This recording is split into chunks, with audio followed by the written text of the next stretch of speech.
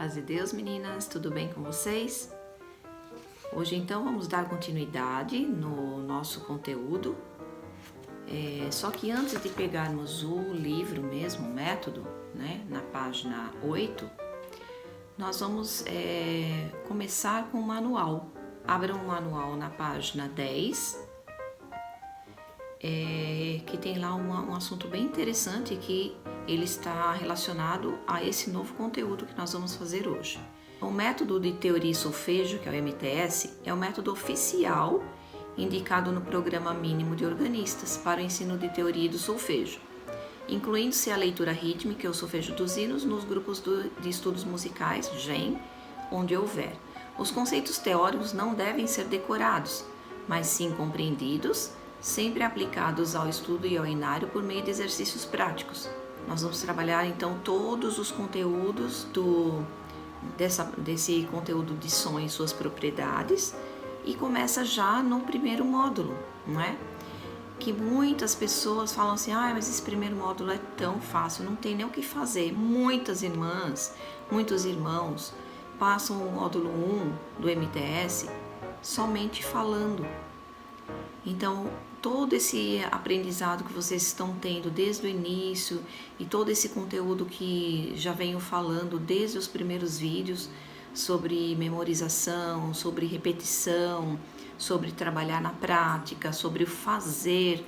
Então, tudo isso é muito importante. E da mesma forma como eu falei para vocês que o volume 1 dos métodos novos é o volume mais importante, assim também é o módulo 1 do MTS, o mais importante. Por quê?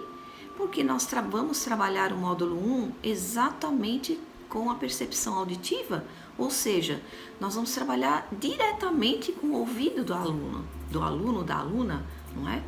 Então, para que nós possamos fazer esse trabalho bem feito, temos que fazer todo aquele passo a passo novamente.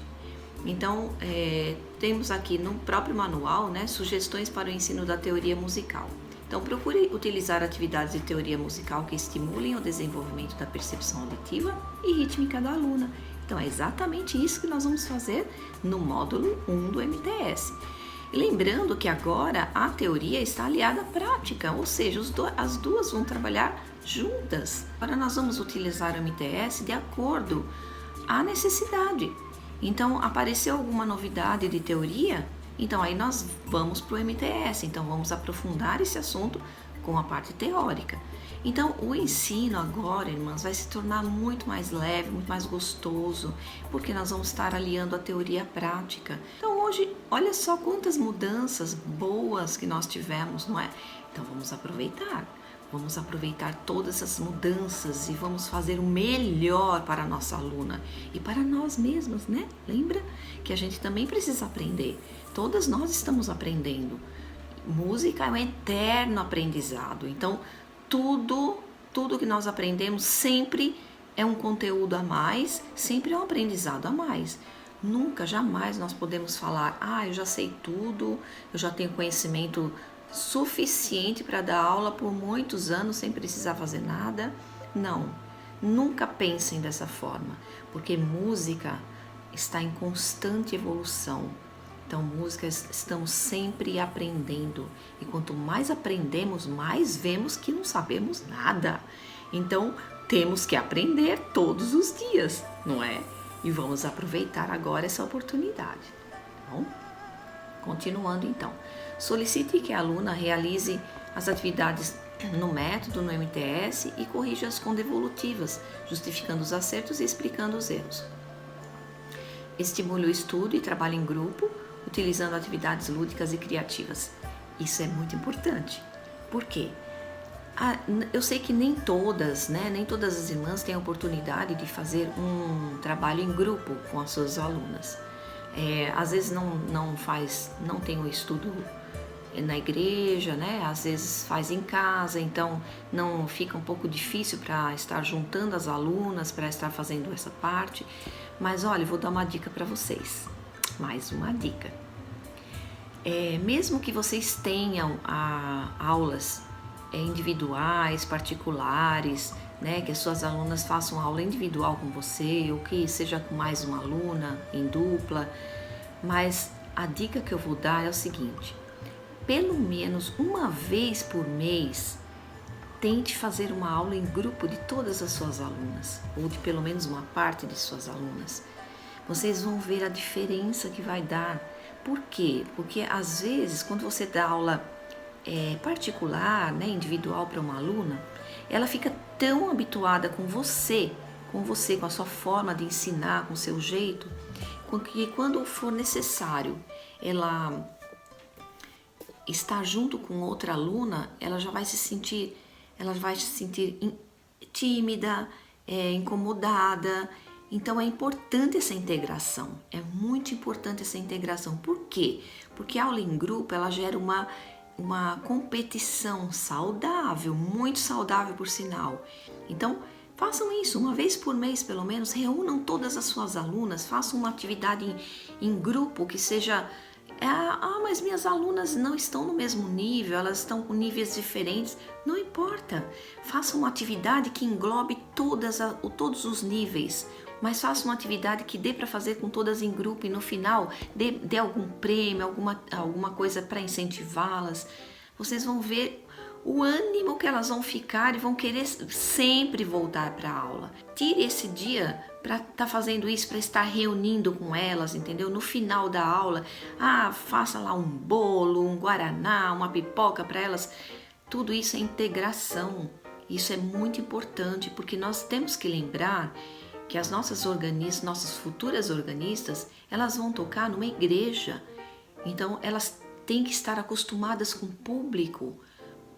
Imaginem aí um dia que ela for tocar numa igreja, o impacto que ela não vai ter, não é? Então é importante ter ela já ir acostumando com essa prática, a prática de conjunto, essa integração, essa união entre elas. Isso vai ser tão bom. Elas vão se conhecer, elas vão ficar amigas. Façam tipo um mini recital com elas. Ou então você vai estudar uma musiquinha que você já sabe, você vai preparar alguma coisa que você já sabe, então nesse dia põe elas para tocar, as outras vão aplaudir. Esse tipo de coisa parece tão simples, né? Parece uma coisa tão... isso aí não é nada, isso é besteira. Não, gente, isso é muito importante. Vocês não têm noção de como isso ajuda a aluna a desinibir. No dia que ela precisar tocar na igreja, que ela for fazer um teste e precisar tocar na igreja, ela vai estar super segura, super tranquila, tá? Então isso é muito importante.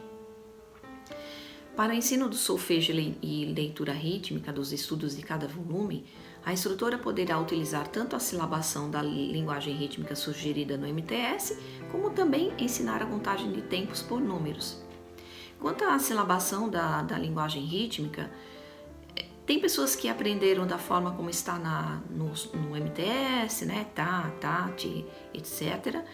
Tem pessoas que aprenderam de outra forma, com outra silabação. O importante é que ela entenda a divisão, a subdivisão e saiba fazer a pulsação corretamente, saiba fazer a linguagem rítmica corretamente, tá bom? Mas é claro, como estamos trabalhando no MTS, se ela puder se adaptar ao MTS, vai ser melhor, porque vai ficar uma coisa unificada, tá? Antes de prosseguir para outro assunto, verifique sempre se a aluna compreendeu bem os conceitos trabalhados, por meio de instrumentos de avaliações tais como questionários, questões dissertativas ou de múltipla escolha, atividades auditivas, análises de trechos musicais dos estudos, dos métodos ou dos hinos, atividades lúdicas, entre outros. Muitas formas de se trabalhar, basta nós termos essa visão, nós termos essa percepção, essa didática, não é? Isso é muito, muito importante, tá bom? Vamos para o MTS. Então, abra o MTS então, na página 7. Então, tudo isso que eu estou falando agora, vocês vão trabalhar com a aluna antes de entrar no assunto do método, tá bom? Tudo isso é antes. Por quê? Eu já vou explicar logo.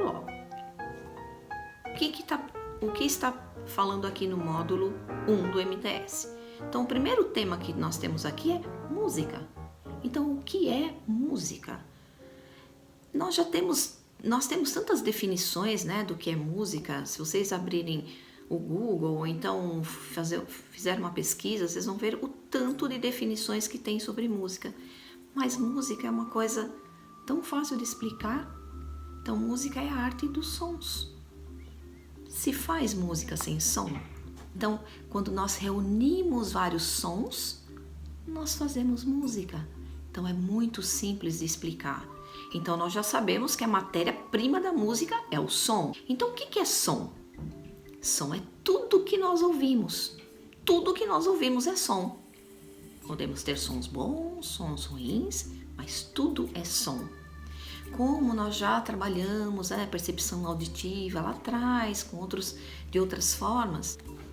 Então, o nosso ouvido, ele percebe duas espécies de sons, né, quanto à sua emissão, que são os sons naturais, emitidos pela natureza, e os sons produzidos, que são os sons de voz ou instrumentos. Antes de entrarmos nesse assunto de sons naturais e sons produzidos, nós vamos começar pelo nosso corpo, o nosso corpo. Então, a primeira coisa que nós temos que mostrar para nossa aluna é que o nosso corpo, ele emite som.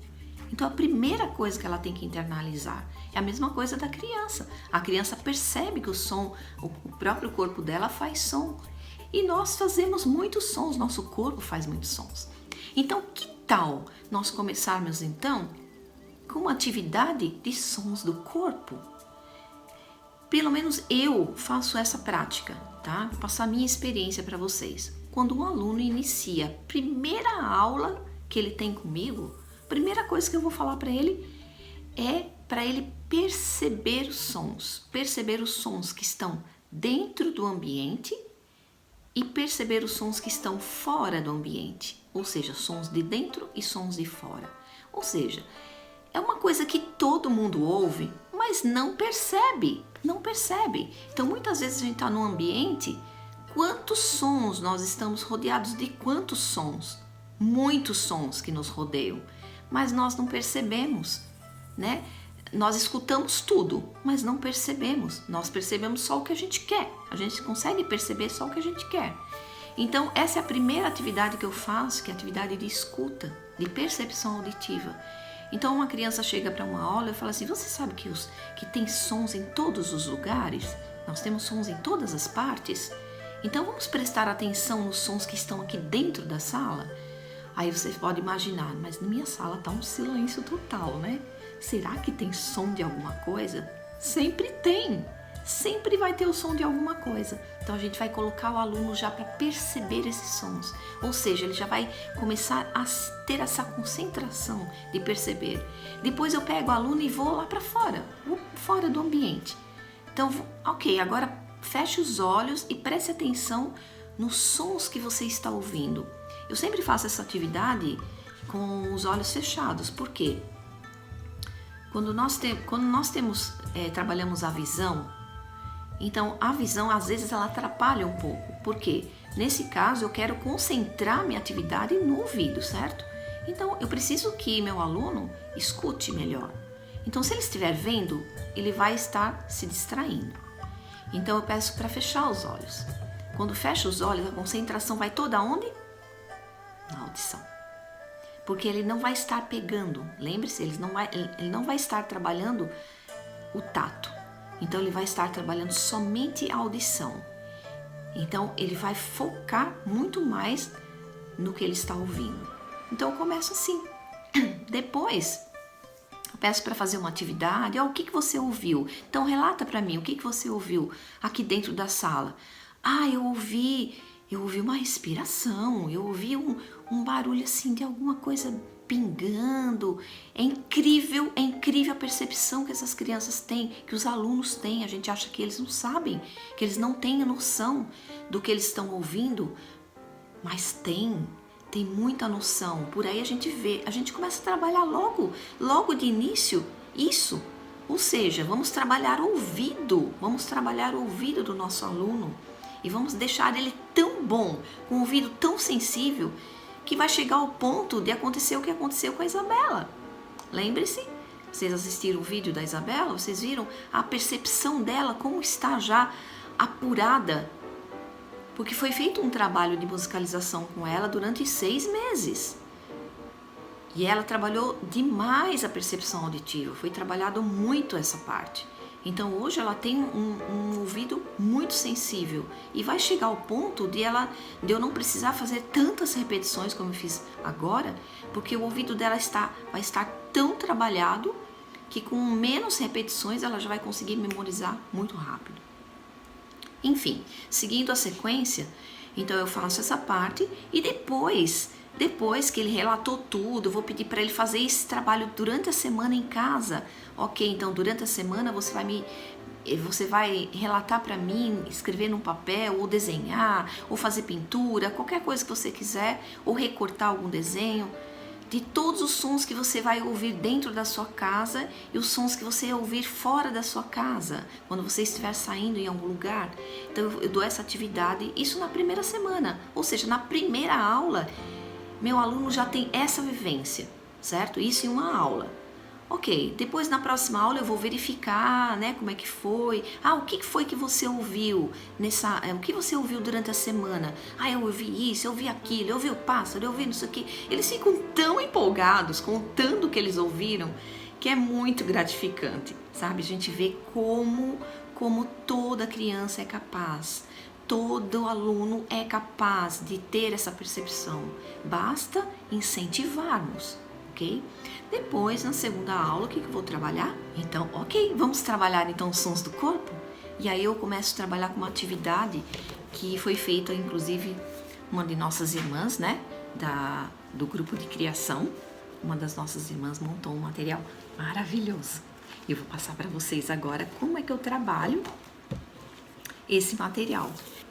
Então aqui nós temos aqui esses materiais que foram feitos e são grandes, por quê? Porque esse material é bom para trabalhar no chão, tá bom? Então tem palma, tem silêncio, tem estalo de língua, depois deixa eu ver se tem mais alguma coisa aqui. Tem bater a mão no peito, bater a mão na coxa. Ai, gente, eu amo isso aqui. Pé. E aí eu repeti, né? Porque eu gosto de trabalhar mais. Na verdade, eu só fiz 2 para vocês verem como que é esse material. Mas eu gosto de trabalhar 4 cards desse. 4 cartões de cada um desse. Por quê? Porque aí, primeiro, eu vou pedir para eles repetirem. Então, quando você tem mais repetições, a memorização fica melhor, não é? Então, por exemplo, eu fiz só com 2, então vamos fazer um aqui pra gente começar. Então, por exemplo, eu vou fazer palma, palma. Ok, deixa eu escolher aqui. Então, palma, palma, estalo e silêncio, ok? Palma, palma, estalo, silêncio. Então, o aluno vai fazer isso aqui. Então, palma, palma, estalo, shh. O silêncio normalmente eu faço shh. Então, eles mesmos vão criar. Então, você dá essa possibilidade para o seu aluno criar uma sequência de sons do corpo. E depois você pede para ele fazer, para a aluna fazer essa sequência. Se você está fazendo uma aula em grupo, então você pede para ela criar uma sequência para ela e depois você pede para outra aluna criar outra sequência. E depois elas trocam, invertem e você pode colocar um ritmo, né? Colocar um teclado, colocar um ritmo, um metrônomo para acompanhar a pulsação. Elas não sabem ainda o que é ritmo, o que é pulsação, o que é metrônomo, não importa. Não importa, você não vai explicar nada disso. Mas porque o ritmo já está internalizado no corpo, no nosso corpo. Então qualquer pessoa tem essa capacidade de acompanhar um ritmo, certo? Então quando você coloca, você torna a sua aula muito mais interessante. Então normalmente eu faço assim, palma, palma, palma, palma, depois estalo, estalo, estalo, estalo, silêncio, silêncio, silêncio, silêncio, 4 vezes. Depois que ela for memorizando, então eu falo, agora vamos tirar 2. Vamos deixar só 2. Então, palma, palma, estalo, estalo, silêncio, silêncio. E depois que ela treinou bastante, que tá ok, que não está errando mais, então você tira. Agora vamos deixar só 1. palma, estalo, silêncio e, por exemplo, estalo de língua. Você acrescenta mais um. Então ela vai ter que fazer isso dentro de um ritmo, você vai apressando o ritmo. Então, palma, estalo, shh. Então você vai fazendo isso. Ela vai trabalhando tudo isso daqui. Eles amam fazer uma aula dessa. As crianças, os jovens, os adultos, eu trabalho essa atividade, eu trabalho com as mães, né? Com a família quando vem assistir a aula. Então eu sempre trabalho com a família. Então eu coloco a mãe para participar também, para competir junto com a aluna. E depois vocês podem também passar essa atividade para que a mãe faça em casa. Você fala, olha, passa essa atividade, passa o PDF para a mãe e fala, olha, se você tem condição, faz esse material para você trabalhar em casa. Então põe a família toda para trabalhar esse material. Põe a mãe, o pai, os irmãos, se tiver. Vamos trabalhar isso aí durante a semana. Então, o que eu quero dizer para vocês é o seguinte: tudo que for feito em sala de aula, né, essa atividade toda que é feita na prática em sala de aula, pode ser estendida para casa, pode ser estendida para trabalhar durante a semana também, para reforço, porque lembra-se que eu falei para vocês que eu venho falando isso direto e vocês já assistiram até o vídeo da memorização, como que se dá a memorização, não é? Então vocês acham que uma vez trabalhando isso aqui, uma vez só trabalhando isso aqui, vocês acham que a aluna vai conseguir internalizar bem? Eu creio que não. Uma atividade tão gostosa dessa de fazer, com certeza elas vão querer repetir mais vezes. E se é uma coisa bem legal, elas vão querer replicar isso em casa. Isso é natural de todo aluno. Eles querem passar em casa o que aconteceu na aula. Se for uma aula legal, elas vão falar, olha, aconteceu isso na aula, olha que legal que a gente fez hoje. Vamos fazer junto? Então é isso, gente. Coloquem a família para participar. Isso é muito importante, muito importante. Lembre-se que a família participando, o professor fazendo a parte dele como se deve e aluno também trabalhando direitinho, nós estamos trabalhando os 3 pilares. Não tem como não acontecer o aprendizado. Aprende com certeza, e a memorização também, tá bom? Então essa é a primeira coisa que é trabalhado nesse conteúdo.